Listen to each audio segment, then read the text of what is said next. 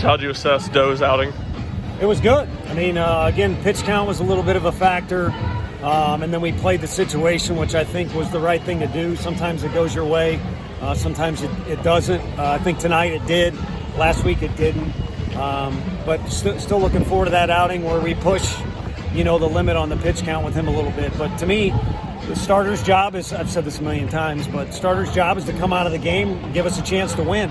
And he certainly put us in a position to do that. Feels like he's had a lot of starts like this year where he's been good, been dominant at flashes, but can't put it together and go deep into the game. Kind of what's the next step for him to get to that point? Yeah, I mean, the first inning, you got two of the better competitors in the league going at it, and the guy ends up drawing a walk. And then arguably the best left-handed hitter, or one of them, I don't know how you line them up, or no disrespect to anybody, that guy's pretty good. So it was a clash of the Titans in the first inning that didn't go his way, but the rest of the time he was fantastic. We could have made a play behind him and we didn't. And so maybe things roll a little smoother for him after that. But no, I think early in the year, there were some ups and downs, but for the most part, he's been pretty consistent in my eyes, especially the last two weekends against, two really good clubs. Maui's back. Was that bothering him again, or did y'all decide to go to Kendra? No, I mean, that was a trainer thing, and not being smart aleck. You'd have to ask the trainer. I don't know what the official assessment is. Kind of got away from that. You didn't want inning there. Just talk about that inning. Yeah, I mean, Cam's, been our guy in the past. He's been our guy this year.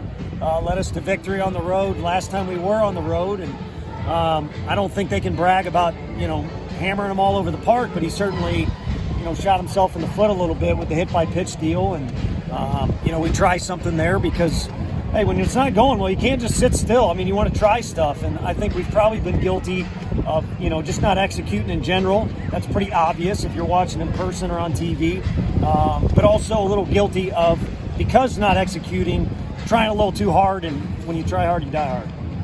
You mentioned that trying too hard. Do you feel like that's what's happening with the runners on base, the hitting the numbers again low tonight?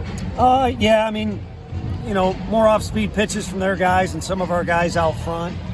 So we need to do a better job of manufacturing, because there's been a couple times, I think in the first inning, both nights, you got a guy at third base that needs to be driven in, and I guess we did get it done with the balk last night, so we got it done by accident. We need to get it done on purpose.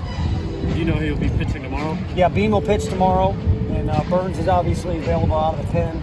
Our intention was to use him maybe twice this weekend, but now we're whittled down to once. So what his specific role is when he comes in the game, we'll see. But our guys like playing behind Beamer, so he'll start the game for us. How is Burns kind of being taken out of this? He's been great. I think it's been a quirky deal, and it's led me to have a conversation where it pointed out there's not a lot of guys. I mean, we're standing on a field where Kevin Kopps put together one of the greatest pitching years ever.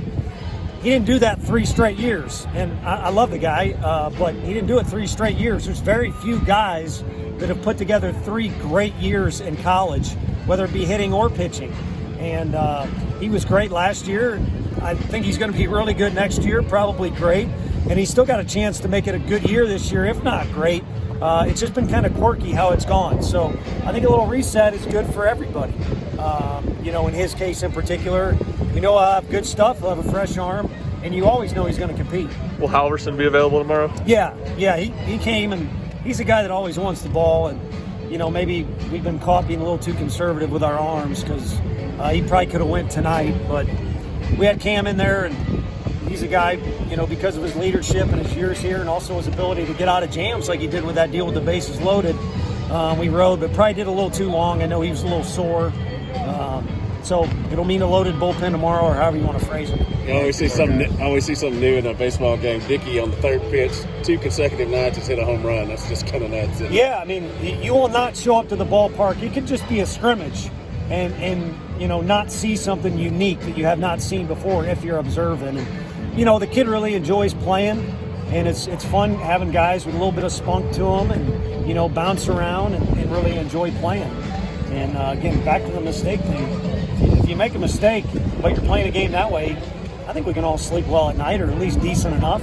You're going to sleep on a loss tonight if you're a Vols, so maybe you wake up a little more hungry, a little more determined tomorrow. What do you like about Bryce's outing there at the end? Just he keeps growing, but I think we always thought he was fully capable of that prior to the season starting, and then once the season started, as long as he just kind of got his cleats in the ground. First couple times out, it's expected, especially for local guys that want to wear this uniform more than anybody.